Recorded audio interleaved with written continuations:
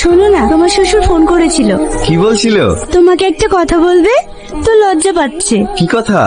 আব্বা একটা জমি কিনছে, তাই কিছু টাকা কম পড়ছে। সেই টাকাটা তুমি দিতে পারবে কিনা তাই জিজ্ঞেস করছিল। এতে আবার লজ্জা পাওয়ার কি আছে? কত টাকা? ওই 5 লাখ টাকা মতো।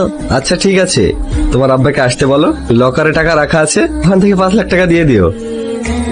এই বুড়ো, কোথায় যাচ্ছ? এটা আমার ছেলের বাড়ি, ওর সাথে আমার একটু দরকার আছে। মিথ্যে কথা বলে না, জায়গা বল না, যাও এখান থেকে। আমি সত্যি বলছি, তুমি আমার ছেলেকে ডাকো, তাহলে সব জানতে পারবে। আমি কোনো কথা শুনতে চাই না, তুমি এখান থেকে সরো। কি হয়েছে? কার সাথে ঝামেলা করছো?